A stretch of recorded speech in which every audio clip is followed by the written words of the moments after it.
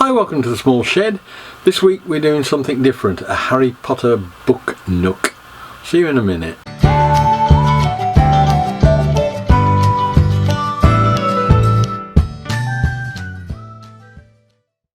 Now, I've just come back from holiday, and while we were away with the rest of the family, my daughter came up with a small thing that she'd found as a present for a grandson for his birthday.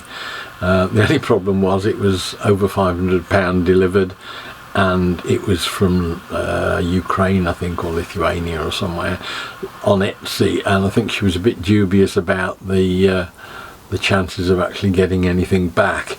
I had a look at it and decided that it was probably something that was worth a look at, so I said, well, we'll have a look and see what we can do when we get back home. Now, the first thing I did was to have a look at the actual video of the Book Nook itself that was up on the Etsy site. Took a lot of still screen grabs from it, which gave me a rough idea of what I wanted, and started to have a look at it. And as far as the front door mechanism was concerned, it looked relatively simple. It was a spiral, a little bit like you'd get in a wood chuck or a metal work chuck on a lathe, that just grabs things in as you turn the spiral. So I thought that's possibly something I can make with a router in timber or plastic.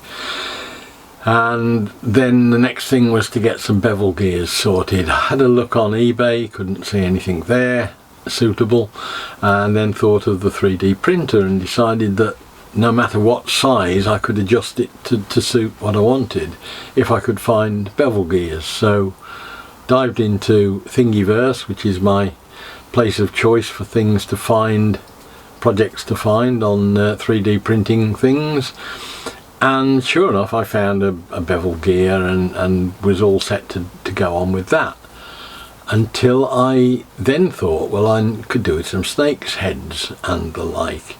So I started delving into snakes, and what did I find but the heads of the snakes that had obviously been used by the guy that had made this thing in the first place. And I delved a little bit further and I found the main basilisk type snake that he'd used as well. So that set me thinking that this bloke has gone on to Thingiverse the same as me and found all these bits.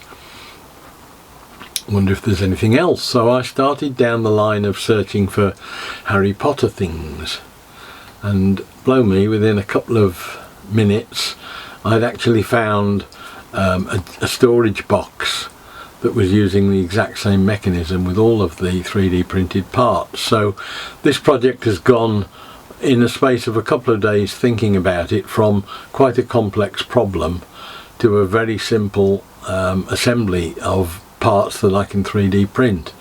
So that's where we're going. I'm going to start and run prints now on the 3D printer. The only problem with this is time. The individual snake heads are taking about 5 hours a piece. The door is about 15 hours, the gears and that sort of thing are another 15 or 19 hours, and so we go on like that. So it's going to take an hour or two and a day or two to get this far, but once we've got a set of parts assembled, we can have a look and see where we go from there. In the meantime, I think I'm going to get a little bit of foam board, just mock up the case for this thing, because the one that was originally designed on the Thingiverse thing, the 3D one, is for a small box, small circular box, and we want a large square box for it to fit into. So I'm going to have a look at mocking that up. That'll give me an idea of layout, an idea of sizes for things, because some of the things probably want adjustments made, and when we do that, we'll come back and have a look and see how we've got on with it. So for those that don't know and haven't seen the film, this is what we're sort of replicating. I think it's Chamber of Secrets, where Harry Potter opens the vault door. See all the serpents' heads withdrawing and the door opening.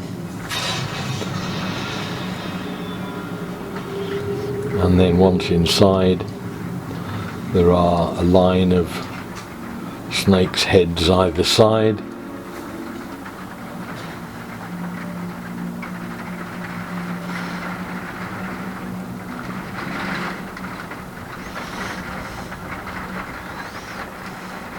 And the face at the end where the snake comes out through the mouth. Now the only thing I couldn't grab hold of when I was going through Thingiverse to get all the parts was the face that had obviously been sculpted separately, I think, probably using a modelling clay or something. Now my skills in modelling like that aren't that great, but what I did find was a face of like a Roman god or something. I think it's Janus or something. What I'm going to do is just trim that down a bit, but at least it gives me all the proportions that I need for eyes to mouth and everything, and I can incorporate that into the back wall and then start and take all the face hair and everything across from that, but just keep the basic shape that I got in the first place. I'm just going to trim it down sideways to make it a bit thinner that way. Just run it through the bandsaw so that it'll sit flatter on the back wall. Just using some scraps of foam core mounting board just to get a rough idea from pictures and the components that I've got, so that I can start and get the sizes for things like the snake and that inside, because I'm not quite sure how big they need to be.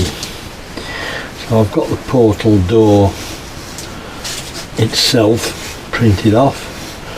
That gives me a hole that size. I've got the size of the box from the original advert, the one that's for sale, and I'm fairly close to that, so I can now start and put together very rough mock-up, the base and the door. Put some sides in a minute, but that enables me to get an idea of how big for example, the snake needs to be in there in proportion, and whether or not those heads too large. I've just printed a smaller one off to get the snake heads that go down either side. I suspect I probably need to be somewhere between those two, so at the moment we're just trying out all these different things, and we'll just put together a whole mock-up of the box before we start doing the final prints.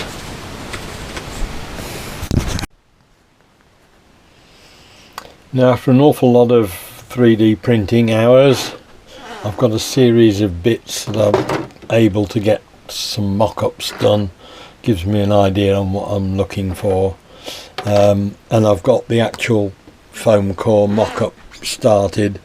Just gives me a rough idea of proportion, and that's the sort of size I'm looking at. I might not make it as deep as that, I'm not sure yet, but effectively what I've got there is the front where the door will be.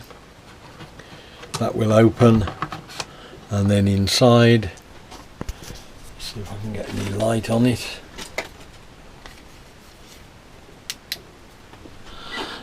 Is the face that I'm trying to get, which will be in the middle, the snake and the 6 snake heads down the sides.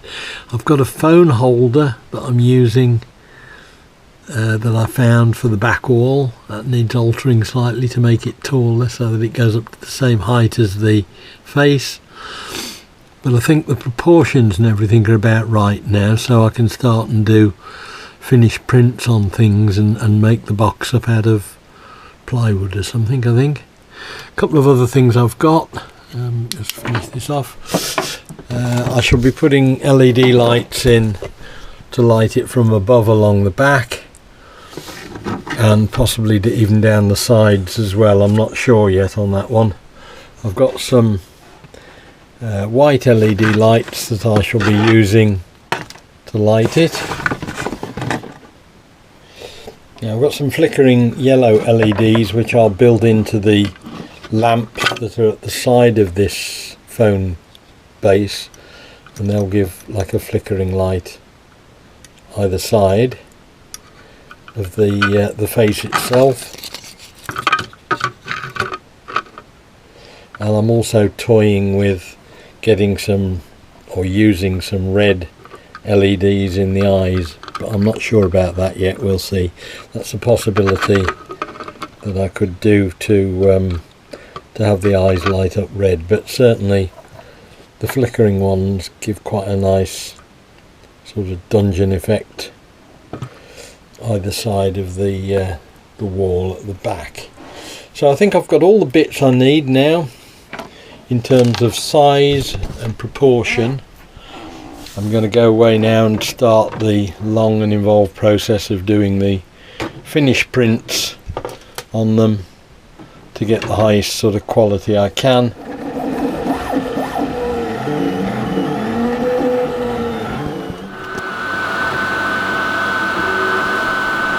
What I've also had delivered is a sheet of mirror finish perspex as well, and that's to go in the sides of the chamber itself, which is where, like in the water in the one that I'm copying, all the heads will be sticking up out of the water in the side where the snakes are. So that'll form the base, I think, to the whole thing, and then I can just overlay it where things are that are paved, if you like, and I'll just run the paving all the way down.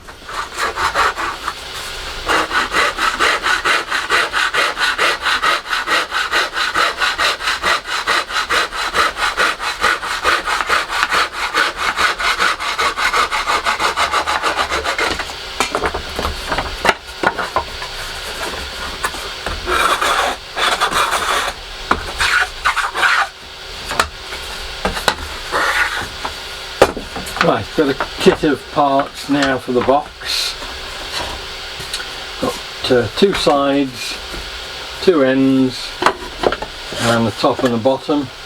They should glue together to form the main box of the Book Nook. I've got to cut a hole in the front part, circular hole in there, and then I'm not quite sure what to do with the lid, whether to leave it removable or whether to put in. I'll probably put some quadrant moulding or something all the way around and just put it in with some screws, and I'm not quite sure at the moment whether I'll go in from above or whether I'll build the thing on the base and then put the actual main structure over it. It's something I've got to go into a bit more. We've cut all the parts out and tidied those up, and next step I think is to cut the hole in the front. Right, so here we are, 3 months on, I think this is probably, due to circumstances that have cut me on the hop a bit with the leg and the little hospital visit, and quite a lot has changed. I've now got a set of parts to build the box, I believe. I've cut all the plywood panels to the sizes that I want to make the box as I did with the mock-up. I've got the mirrored perspex for the base that slots in. I've got the rear wall that I'd done before and all of the bits I'd done before. What I have done is take the opportunity, because in the meantime I've bought the new Creality Ender printer. It meant that I'd got a bigger print bed than I had with the little robots that I borrowed from the shed at Many Sheds. And what that's meant is that I don't have to scale down the whole thing that I did before to get these larger pieces in. As a comparison, that is the door that I made originally, and this is the new one, and you can see, I think there's quite a size difference there. I think these were about 88, 89% or something, and also it's produced a better finish as well. It's a much better print that I've got on the door and all the other components. So I've got all the bits I need to make a start. I think the first thing I'm going to do is to make the door mechanism work, because I'm not sure whether I've got to print off a large circular piece that takes the side mount for the door itself, for the mechanism. But I'll know that when I've got the whole thing assembled, and that's, after all, that's the hardest bit, to get the snake's bits opening and shutting into the frame. That's the clever bit. I can worry about the rest of the box itself another day. So we've got all the bits. I'm going to upscale I have upscaled the basilisk as well. That was again originally that size and is now slightly larger, but also a better print on the Creality. So I'm improving those. I don't think I'm going to bother with the other bits that I've got, the stalactites and the dragon heads. I think I'm going to leave those because they're more or less background and they'll get weathered and muddied up and all sorts. Really the important thing was to get the mechanisms to the best quality I could, and I think we've got that. These have taken a lot longer to print because we're printing on 0.12 of a millimetre per layer as opposed to about 0.2 I think or something, so it's a much finer print. So we've got all the bits. That's as far as I can take it at the moment. Okay, so we're back in business on the Chamber of Secrets box. It's taken a while, but we've got there now and we're back in business. So hopefully next time we can get something done and make the door work as a mechanism. So I hope the video was of interest. Look forward to seeing you next time. We'll be doing something different in the shed. I'll see you then. Bye.